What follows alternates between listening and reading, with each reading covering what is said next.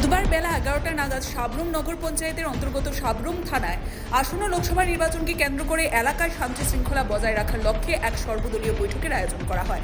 উক্ত সর্বদলীয় বৈঠকে উপস্থিত ছিলেন মহকুমা পুলিশ আধিকারিক নিত্যানন্দ সরকার, সাবরুম থানার অফিসার ইনচার্জ অপু দাস, মনু বনকুল আউটপোস্টের অফিসার ইনচার্জ রূপক বৈদ্য এবং তিপ্রামথা বিজেপি, সিপিআইএম, কংগ্রেস দলের নেতৃত্বরা।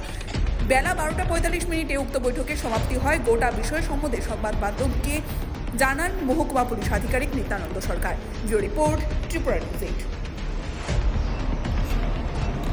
আমাদের পূর্ব ত্রিপুরা কেন্দ্রে ইলেকশন তো আপনারা সবাই জানেন যে এটা 26 তারিখে অনুষ্ঠিত হতে যাচ্ছে। তো এই পরিপ্রেক্ষিতে আজকে আমরা থানাতে, সাবরুম থানাতে 39-এর একটা পার্ট কিছু অংশ এবং 40 কিছু অংশ এখানে পিএসের যে জুরিডিকশনে পড়ে তাদেরকে নিয়ে আমরা একটা সর্বদলীয় মিটিং আজকে দেখাইছিলাম এখানে। তো কিছু কিছু সমস্যা তাদের আছে, এগুলি তারা আলোচনা করেছেন। আমাদের কিছু কথা বলার ছিল, এগুলি বলেছি, যাতে আমরা আগামী দিন নির্বাচন খুব সুন্দরভাবে সংগঠিত করতে পারি এবং সবাই যাতে জিরো পোল ভায়োলেন্স, মানে যাতে সবাই ভোট দিতে পারে, যাতে ভোটারদের কোনো প্রবলেম না হয়, আমরা এনশিওর করতে চাই। আর বারবার যে পলিটিক্যাল পার্টির তাদের কোনো বক্তব্য আছে কিনা, তারা কোনো পোলিং স্টেশন এখনও তারা কাছে এমন মনে হয় কিনা সেন্সিটিভ বললে যে এখানে আরও জোর দিতে লাগবে প্রশাসনের তরফ থেকে।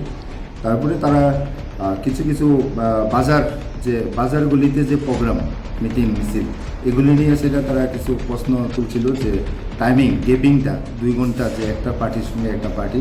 তো এটা আমাদের কিছু করার নাই, গাইডলাইনই দেওয়া ছিল। তো তারা সংশ্লিষ্ট এআরওর সঙ্গে তারা ডিসকাস করেছিল এটা কিছু করলে করতে পারে।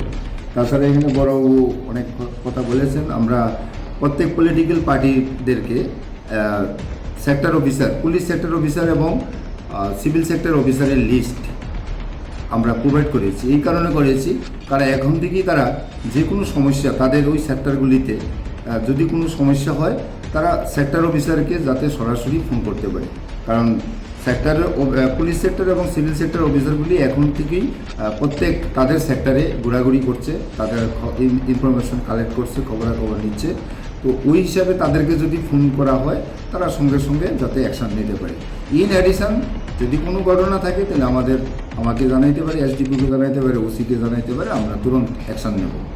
আমরা চাই যে কোনো অবস্থাতেই যাতে কোনো ধরনের ইনসিডেন্ট না হয় এবং ইনসিডেন্ট ফ্রি যাতে আমাদের ভোটটা আমরা করতে পারি এবং পাবলিকের মনের মধ্যে যাতে একটা কনফিডেন্স বিল্ড আপ হয় যে আগামী দিনে আমার ভোট আমিই দিচ্ছি, আমি ফ্রিলি ভোট কেন্দ্রে গিয়ে আমার ভোট আমি দেব, যাতে এমন একটা মহল তৈরি হয়। তার জন্য আজকে আমাদের এই মিটিংটা ডাকা।